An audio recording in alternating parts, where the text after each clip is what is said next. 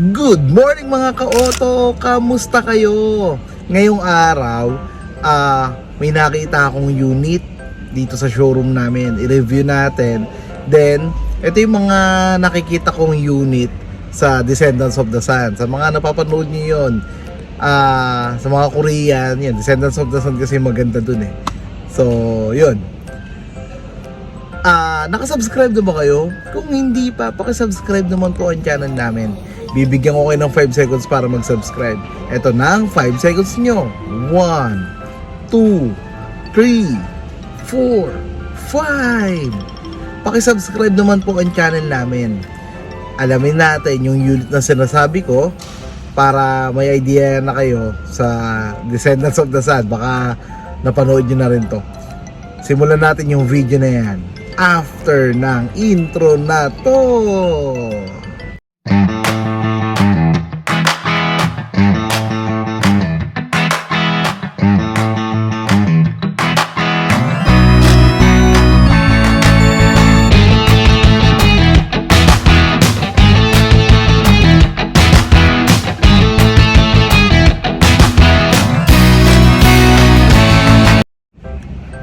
So ito na, ang unit na sinasabi ko ay Tucson GLS 80 gasoline. Etong sinasakayan ko yan, Tucson, Hyundai Tucson yan na gasolina kasi dalawang variant eh. Isang gasolina at isang diesel. So tara, samahan nyo ko alamin yung mga specs na to. Simulan natin yung video na yan.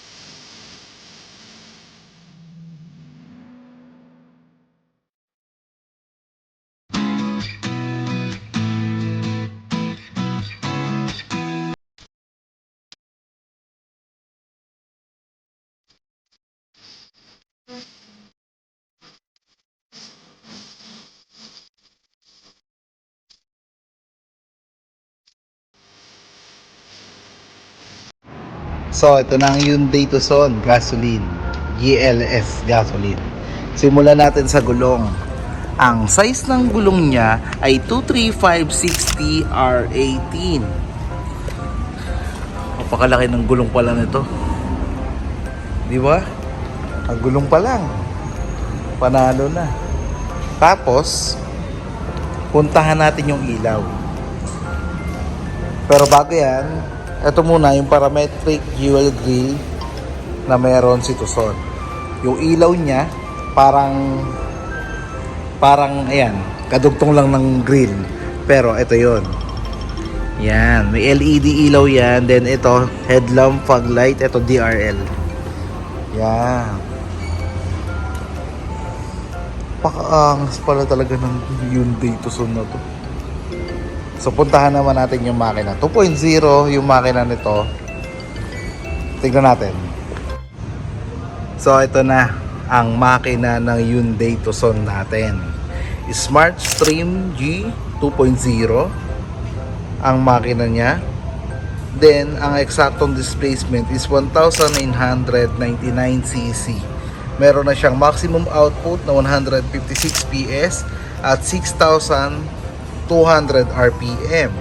Meron na siyang maximum torque na 192 PS at 4,500 RPM.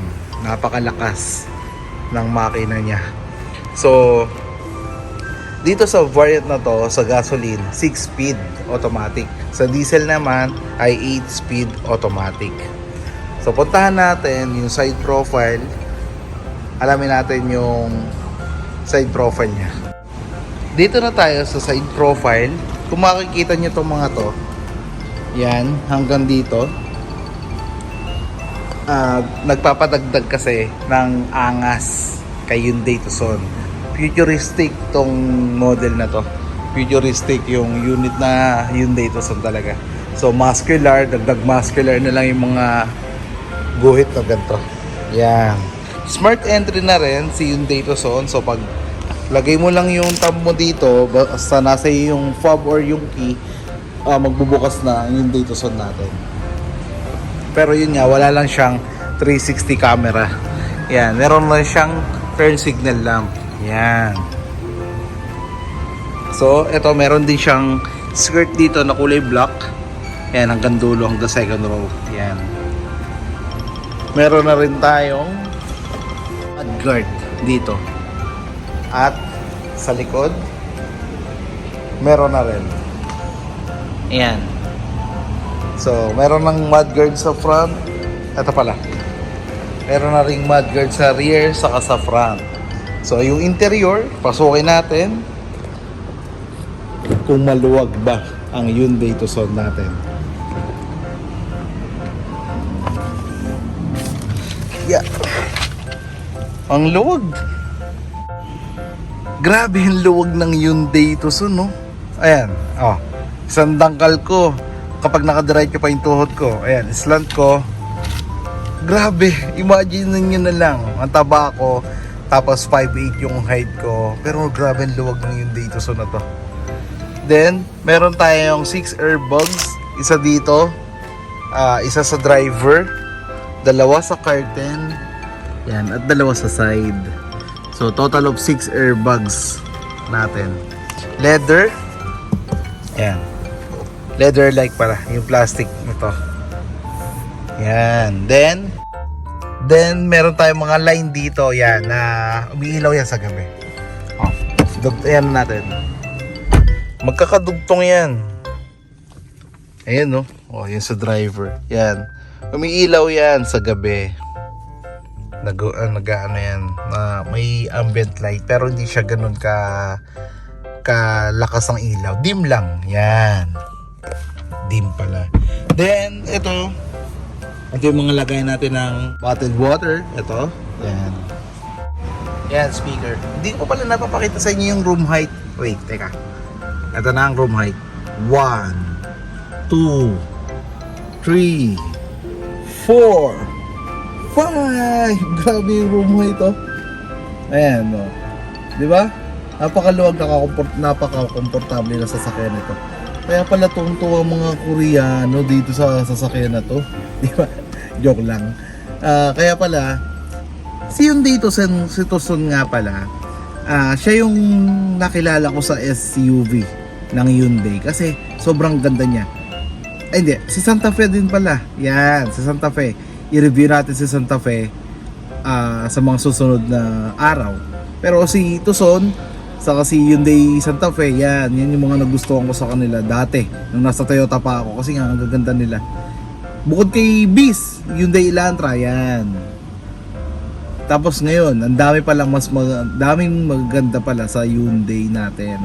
So, eto si Santa Fe, yan. Yan, si Hyundai Santa Fe, ikutan natin sa mga susunod na araw.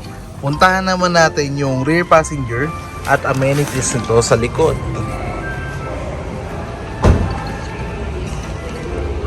Yan. So, pasukin na natin.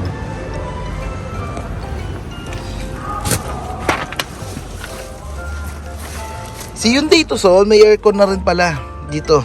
Yan. Tapos, may mga charger tayo dito. O, balik tayo sa aircon. Sa aircon, yan, pwede mong itapat sa'yo. Yan yung vent niya. May aircon na sa likod pala ang Hyundai Tucson natin. Then, ito yung mga USB kung saan tayo pwede mag-charge. Yan.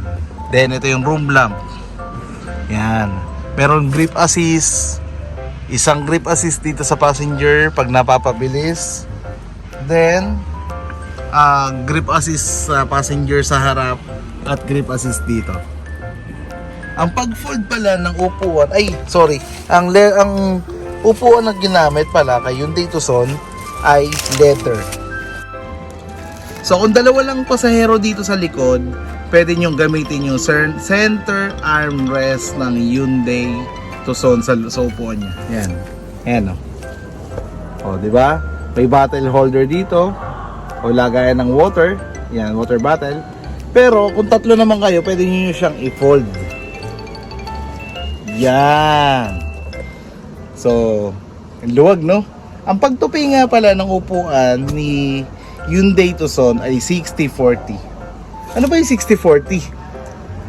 60-40 po. Eto. Pag itutupi natin, yan. Yung 40 yung matutupi dito, 60 dito, then 40 dito sa kabila. Yun yung 60-40 natin. Yan. Hindi siya 50-50, hindi siya ganun yung pag-fold niya. 60-40. Yun. Puntahan naman natin yung rear passenger or rear of the vehicle ng Hyundai Tucson. Let's go!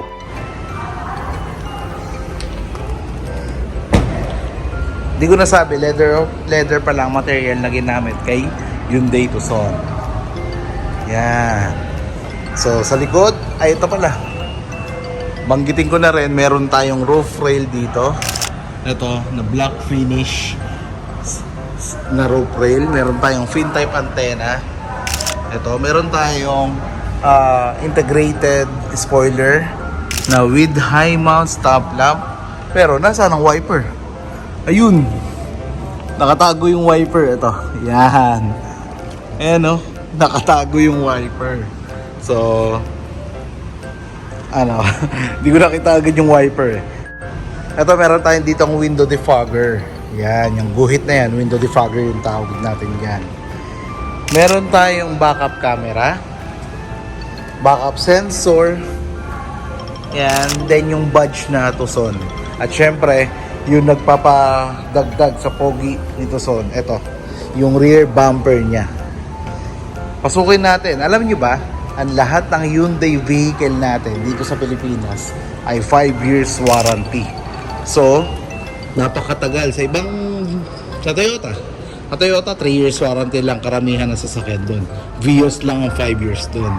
So, napakaganda na 5 years warranty yung meron sa isang sasakyan. Kasi hindi ka mangangamba. Yan. So, yan yung luggage niya. Ang laki ng luggage niya, no? Pero, pwede pa siyang lumaki. Pwede nating itupi yung upuan. Dito mo lang, oh. Hindi ka na pupunta sa second row para itupi yung upuan. Dito lang. Matutupi mo na yan. Yes! Di ba? Natupi natin. O, ito pa. Kung nabitin tayo sa isa. O, di pa out, marami pa tayong luggage nalagay. Ito lang. Ito. Oh. Okay. Hihilahin nyo lang yan. Then, yan na. Yun! O, pag ganun na, mas marami nang pwedeng ilagay sa Hyundai Tucson natin. Mas marami ng luggage. Ito, tuno cover to. Para sa matakpan yung mga para matakpan yung mga dapat matakpan na hindi nyo dapat makita sa kotse nyo. Yan, ito yung tonneau cover. Yan. Then, sa ilalim naman ito, meron tayong jack at gulong. Spare tire. Yan. Spare tire nakamags na rin. So, di ba? Napakaangas ng Hyundai Tucson natin. Napakaluwag. So, ibalik natin yung ibalik na natin yung upuan. Para sa mga client na uupo pag magpupunta sila dito sa Hyundai Tucson natin. Napakaangas, no? Ang ganda. Ang ganda nitong Hyundai Tucson. Ayan, no? Luwag ng storage. Yan. So, paano nga ba pinapark ang Hyundai Tucson? Gaano nga ba kalaki ang Hyundai Tucson natin? Simulan natin sa length. Ang overall length niya, 4,630 mm. Ang overall width niya is 1,865 mm. Ang overall height niya is 1,665. Ang ground clearance niya 181 mm. Meron din tayong wheelbase na 2,755 mm. So, maipapark nyo na si Tucson. Okay naman natin ang paborito ng lahat, ang driver side. Ayan na. I-feel natin kung paano nga ba mag-drive si ano yun? Sino sinabi ni Mami? Captain Eugene. Yan na. Nandito na tayo sa driver side. Syempre, pagpasok natin, makikita natin itong mga buttons na to. Foldable side mirror. Then, kung i-adjust mo yung mirror, ito naman yung pipindutin mo. Yung arrow dito, kung left or right, yan. Tapos ito yung arrow para ma-adjust mo siya. Lock and unlock sa buttons ng pinto, sa mga bintana, yan. Ito na ang driver side natin. Manibela leather steering wheel ang meron tayo. Tilt up and down, up, then telescopic na rin ang manibela ng Hyundai Tucson natin. Wait lang. Up and down, oh. Wait lang. Tilt up and down. Yun. Oh, tilt up and down and telescopic si Hyundai Tucson natin. Then, meron tayong mga buttons dito para sa, tandaan nyo mga ka-auto, button para yan sa infotainment. Yan. Ito para dito yan sa infotainment. So kung nagda-drive ka, pwede kang mag-volume dito, mode, may voice command. May voice command din to. Na kapag sinabi mo kay Waze, go to Tagaytay, sasabihin niya ano nga ba yung mga sa papunta ng Tagaytay. Ito naman, itong kanan naman, para to sa instrument cluster dito. Itong instrument cluster natin, meron siyang 10.10 10 10FT na size. So yun yung size ng ano natin.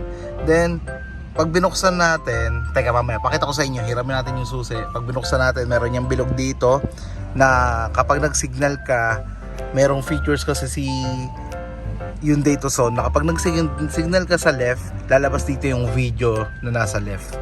Yung nasa likod mo, nasa rear mo, or nasa side pala. Sa dito naman sa kabila, yun sa kanan mo naman.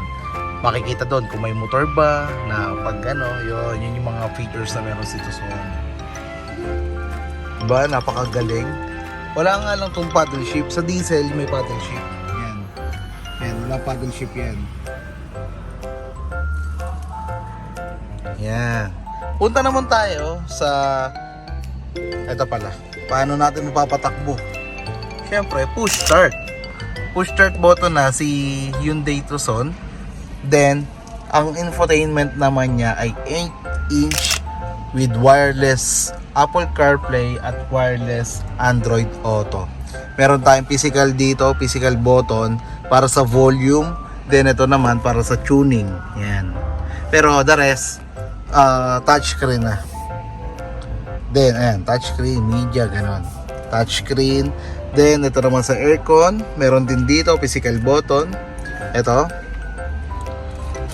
Tapos, yung aircon, yan. Puro touchscreen na yan. Meron tayong mga charger dito, USB. Meron din tayong wireless charger. Ito, kapag umilaw to, naging orange, ibig sabihin nag-charge na yung cellphone nyo. At the same time, naka-indicate yon dito sa audio system nyo. Yan. Dito, yung walang cambio or wired shift diesel yon. Ito, gasolina. So, meron tayo makikita ditong cambio.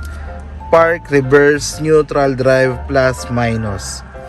Ito, downhill assist. Meron tayong downhill assist. Ito, auto hold na parking brake. Electronic parking brake. Ito. Then, meron tayong armrest dito or center console dito para convenient kapag nagda-drive. Leather siya. Yan. Paano buksan? Ito. Yan. So, maluwag. Maluwag yung laman ng center console. Malaki yung pwedeng ilaman. Yan. Maganda. Then, punta naman tayo sa glove box. Ito. Yan. Lagay ng dokumento.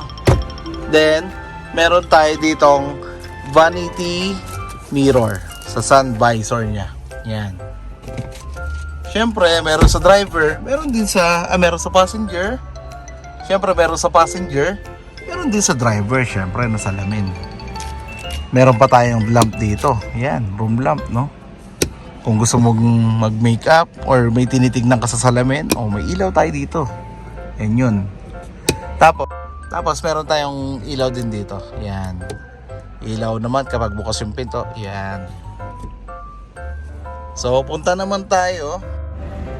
So, mga ka-auto, tapos na natin i-discuss yung dimension, exterior design, gulong, makina, infotainment, instrument cluster, yung upuan, yung luggage, yung camera, backup sensor, yon. Tapos na natin yun.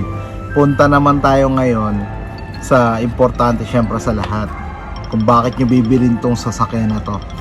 Meron siyang maraming safety features at smart sense. So yon. Meron tayong mga safety features dito. Yun nga, airbag, 6 airbags, dalawa sa driver, saka sa passenger side, saka sa curtain, yung tagdadalawa.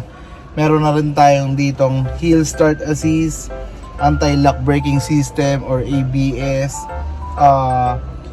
electronic stability control or ESC. Yan yung mga meron si Hyundai Tucson ng tire pressure monitoring. Yan. Meron na rin siyang tire pressure monitoring. Ito yung kapag malambot yung gulong mo, i-warn ka niya na may malambot na gulong sa side na to. Yun. May malambot na gulong sa side na to. Yun. Yun yung mga natin. Manual speed limit or ililimit niya yung speed mo. Pwede mo siyang kontrolin yun. Pwede mo i-set ng manual, yun. Ano pa ba? Ano pa ba yung mga safety features na meron ng ang Hyundai Tucson natin? Meron tayo yun nga, earbuds, yun, sabi ko na. Then, meron tayong Smart Sense, parking distance warning, or yung PDW. Meron rin tayong rear view monitoring. Kapag yun nga, parang rear cross traffic alert, kapag atras ka, masisense niya kung meron padating or hindi, i-warn ka nun. Meron na rin tong rear occupant, yung kapag naiwan mo yung may naiwan kang pasahero na bata sa likod mo, i-warn ka niya 3 to 5 seconds tutunog yun na may naiwan kang bata, yun. So magpapanik tayo, katulad ng nangyari sa anak ko, naiwan ko sa kotse, katok siya ng katok dahil nga walang rear occupant si Gaspar. Wala ang anak ko, buti nakita ko. Kung di ko nakita, di ba? Paano na? Anyway, yun nga ang kagandahan, may rear occupant alert na to, na kapag may naiwan kang bata or living na gumagalaw, basta aso, pusa sa kotse, 3 to 5 seconds pagbaba mo, i-warn ka niya. Mag-warn. Tut. Siyempre, ma-alarma tayo. Bakit may nag-warn? Bakit tumutunog? Pagbukas natin ng pinto, yung pala may yung anak natin na iwan natin, or yung mga pets natin na iwan natin. Ang daming safety features, di ba? Yun nga yung mga smart sense ng Hyundai Tucson natin. Ang presyo nito, 1,540,000. Yan, pag gasolina. 1,870,000 naman kapag diesel. So mga ka-auto, maraming salamat sa pagsama nyo sa amin. Sana nakatulong tong video na to sa pagde-decide nyo na kumuha ng unit. Sana po huwag nyo pong i-skip yung ads. Paki-follow na rin po yung page namin. Ito yon. Ako nga pala ulit si Raymond Angeles. Ito yung number ko, 0915-516-4979. Sa mga ka-auto, maraming salamat po sa pagsama nyo sa amin sa video na to. Sana po nakatulong. Sana po huwag kayong magsawang sumuporta sa amin. Patuloy nyo pa rin panoorin yung mga ads namin. Shoutout po sa lahat ng ka-auto natin, 20,000 subscribers. Maraming salamat po sa inyo. Hanggang dito na lamang po ang video na to. I-video natin sa mga susunod na araw yung Santa Fe. Then, ayun, Creta. Ito si Creta. Yan. Creta na mas malinaw. May video na tayo ng Creta eh. Pero yung mas detail. Yan. Kasi nung mga unang review natin, hindi pa masyadong detalyado. Pero ngayon, yun nga, pag binidyo natin yung Creta, yan, i-detalyan natin. So maraming salamat po mga ka-auto sa pagpanood nyo sa video na to. Hanggang dito na lamang po ang video na to. God bless po sa ating lahat. Salamat po sa panonood. Bye!